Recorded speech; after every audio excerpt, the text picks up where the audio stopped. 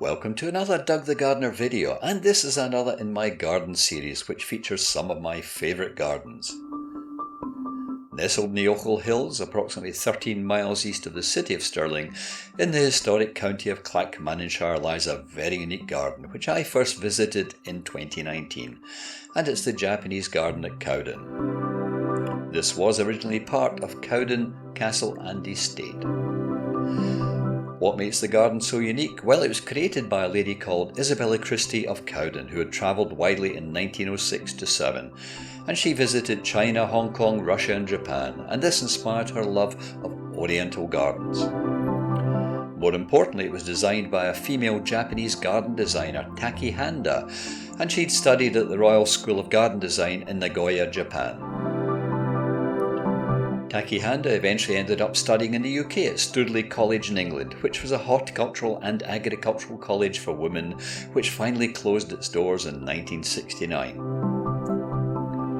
She was employed by Isabella Christie, usually known as Ella, for 2 months to create this unique garden in Scotland.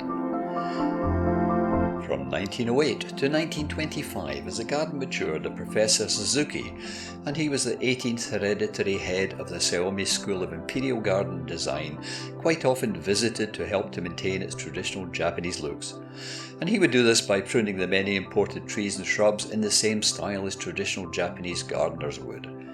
He declared it the best garden in the Western world.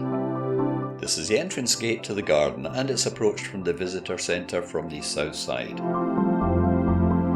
And just under the roof you'll see this sign, and it says "The Place of Pleasure and Delight." Here we have an Atsumaya, and it's a place to rest, which is a summer house without walls.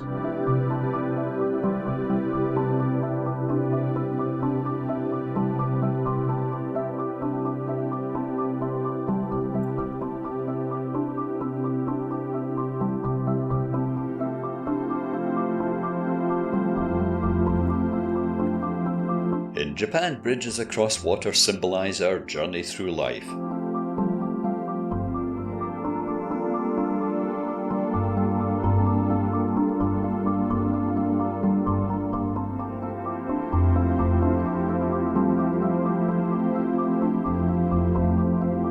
In 1952, Cowden Castle, of which the Japanese garden was part of, was demolished as the estate trustees didn't manage to sell it for the princely sum of £1.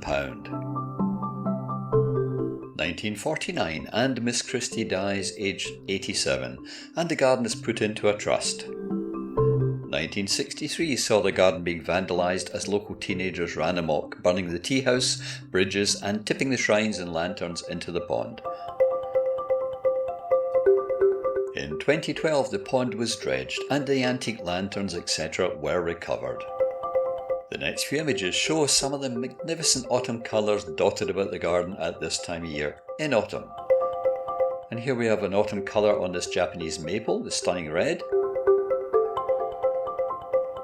Flagpole Japanese cherry, Prunus Amanagawa.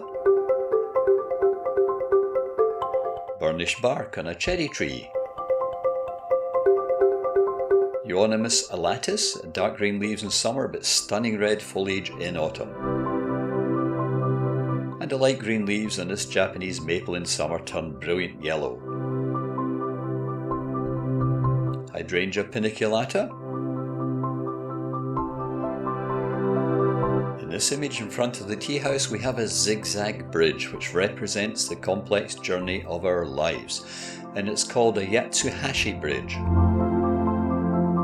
In 2013, a Professor Masao Fukuhara from Osaka University of Arts visited the garden and was appointed in 2014 as a consultant to help to restore the garden to its former glory.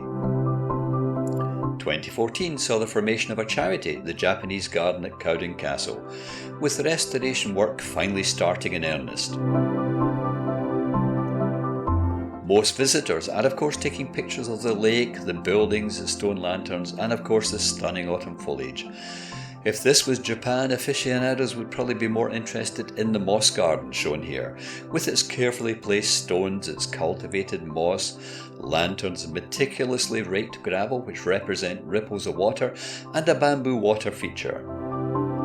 If it wasn't Japan, it would be called a Zen garden, as it was first used at Zen Buddhist temples, with the first one created in Kyoto, which is the capital city in the Kyoto prefecture in Japan. And this is a picture of Ryoanji in Kyoto, built in the 15th century at a Zen Buddhist temple. And as you can see, this is just simply a gravel garden with rocks, ideal for quiet contemplation. It is perfect. So, back at Cowden, the moss is carefully cultivated. In fact, the moss garden should be in shade, so either north-facing or shaded by trees. And it will be weeded and watered when dry. In the west, I'm afraid we would probably have applied moss killer to it by now and planted alpines or something similar. So, quite different cultures with quite different styles of gardens.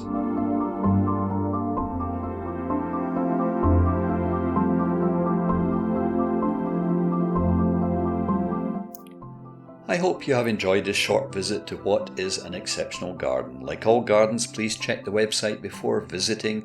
You can check opening times and buy tickets online as I did.